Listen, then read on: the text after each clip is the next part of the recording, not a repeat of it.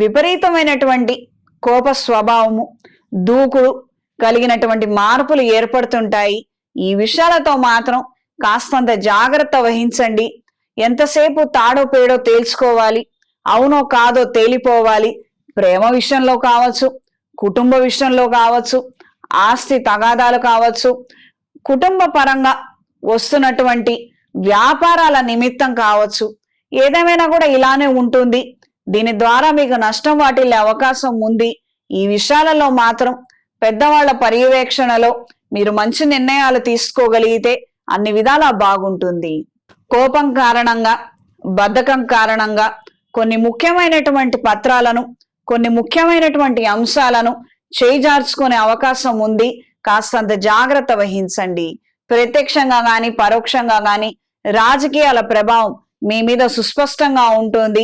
వ్యాపార ప్రదేశాల మీద, మీకొచ్చే క్రయ విక్రయాల మీద, లాభాల మీద కూడా ఎక్కువ మార్పు చెందే విధంగా ప్రభావం అనేది చూపిస్తుంది.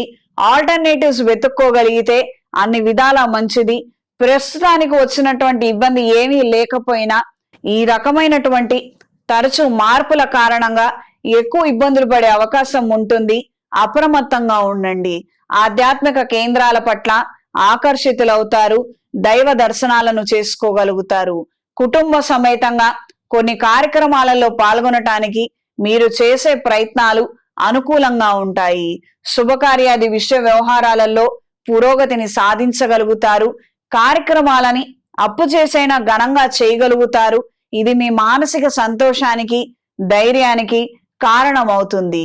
జీవిత భాగస్వామితో విభేదాలు ఏర్పడే అవకాశం ఉంది. కాస్తంత చికాకు కలిగించే అంశాలు ఉంటాయి. మాట జారకుండా తగు జాగ్రత్తలు తీసుకోండి. అవతల వైపు వాళ్ళు కూడా కావచ్చు, ఈయనకిప్పుడు బాలేదు, చాలా టెన్షన్ ఒత్తిడిలో ఉన్నారు, మనం విసిగించడం వలన వచ్చిన ఉపయోగం ఏం లేదు, చిన్న చిన్న గొడవలే పెద్దగా మారిపోతాయి, అవి మన చేయి దాటే విధంగా ఉంది, జాగ్రత్తగా ఉండండి. ఈ వారం స్త్రీలు నూతన ఉద్యోగ ప్రయత్నాలు అంతంత మాత్రంగా ఉంటాయి. ఉన్న ఉద్యోగంలో నుంచి వేరొక ఉద్యోగం మారటం కోసం చేసే ప్రయత్నాలు అనుకూలిస్తాయి. కానీ దీన్ని సద్వినియోగపరచుకోవడం మాత్రం గమనార్థంగా మారుతుంది. వేరే ఊర్లో ఉద్యోగం వచ్చింది, మంచి ప్యాకేజీ, మంచి పొజిషను, కానీ మనం వెళ్ళలేము. వెళ్ళాలా లేదా, వెళ్ళటానికి ఇంట్లో ఒప్పుకుంటారా లేదా పంపడానికి, ఈ రకమైనటువంటి మార్పులు ఎక్కువగా ఏర్పడతాయి. ఫినాన్షియల్ కండిషన్ ని మాత్రమే ప్రయారిటీగా తీసుకొని మంచి నిర్ణయం తీసుకోండి.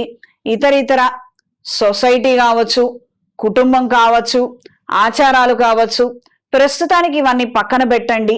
అంటే వాటిని ధిక్కరించండి, వదిలేసేయండి, అక్కర్లేనని కాదు. మన ఫినాన్షియల్ కండిషన్ బాలేదు, నాన్నగారు ఆరోగ్యం బాలేదు, తమ్ముడు ఇంకా చేతికి రాలేదు, మనం కష్టపడాలి, ఈ రోజున మనం సంపాదించాలి, మనమే కుటుంబానికి అన్ని అయి నిలబడాలి. ఈ రకమైన పరిస్థితి ఉన్నప్పుడు మనం వెళ్ళాలి, ఉద్యోగం చెయ్యాలి. ఎంత కష్టమైనా కూడా మనం పడాలి. ఎవ్వరూ చేయలేదు, ఎవరికి చేత కాలేదు, అందరూ 4 రకాలుగా అనుకుంటారు, ఇది బాగుండదు. ఈ రకమైనవి మాత్రం పక్కకు పెట్టండి. మీ వ్యక్తిగత పురోగతి గురించి, కుటుంబ పురోగతి గురించి మాత్రమే ఆలోచించండి. ఈ వారం సింహరాశి వారికి కలిసొచ్చే రంగు తెలుపు, కలిసొచ్చే దిక్కు పడమర, కలిసొచ్చే సంఖ్య 3. ప్రతిరోజు లింగాష్టకాన్ని పఠించండి. అవకాశం ఉన్న వాళ్ళు ఏదైనా శైవ క్షేత్రంలో సౌరపాశ్వత హోమాన్ని జరిపించండి. మంచి ఆరోగ్యాన్ని, మంచి ఉద్యోగాన్ని సంపాదించగలుగుతారు. చేతికి సౌర కంకణాన్ని ధరించండి.